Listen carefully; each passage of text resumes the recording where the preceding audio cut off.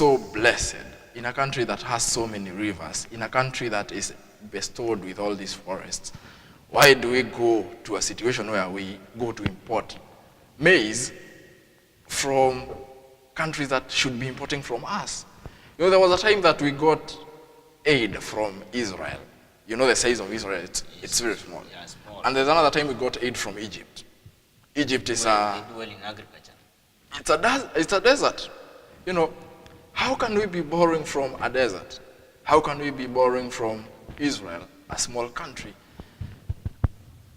Those are the questions that we should be asking ourselves.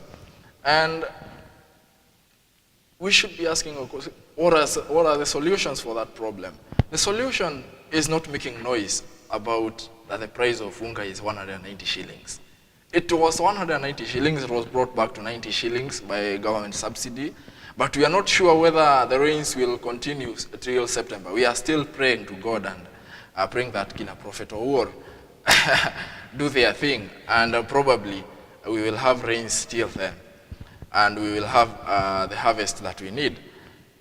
But is that the solution? Should we take more pastors to school so that they can be so that they can be praying for us to God? No. The solution is all these irrigation schemes. But they work. But just recently, the government signed the Gulalu, something like that. Yeah.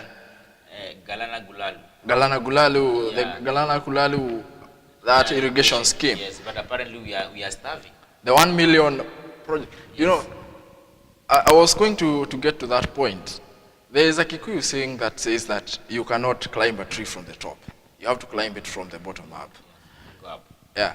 To start such a project, that was said yesterday by the Deputy President, and I have read documents in the Ministry of Agriculture showing the plans and how the things are supposed to operate and how that irrigation scheme is supposed to help Kenya.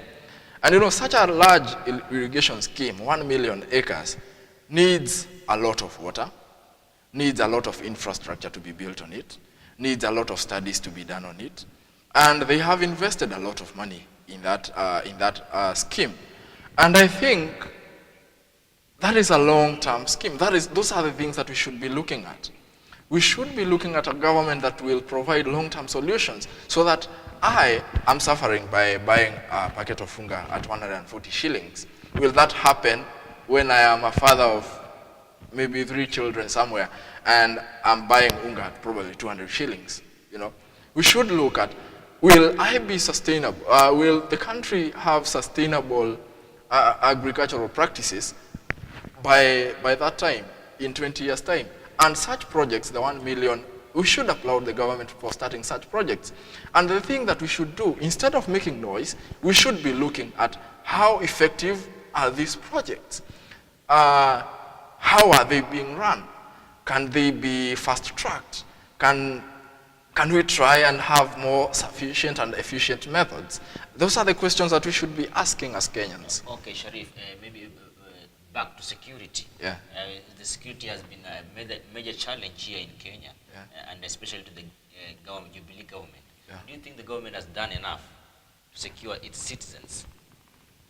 According to the UN guidelines about how many police should be protecting people, I think we are above and beyond the UN standards, as was reported by the president recently and from security documents that you can easily access. Another thing is that recently there has been the rise of these gangs, and I think that is a flop for the Jubilee government. They have recruited a lot of police officers, and they have recruited a lot of soldiers and everything else, and they have bought a lot of weaponry to protect the Kenyans. But then the effectiveness of whatever is being bought, the number of police officers that are being trained should be what we should be looking at. It's a question of accountability and a question of integrity also, because we hear reports, and wherever there is smoke, there is always fire. And this is where I go against the government, because we are hearing reports that in some of these places where there are gangs, these superpower gangs, you hear that the police officers are colluding, who and who is colluding with who and who. Some politicians are colluding with who and who. Yes, we have these investigative bodies, and they should investigate and know about that, because I don't think we should be crying about these small boys holding guns and everything else, you know. I think that is a question that we should address to the DCI.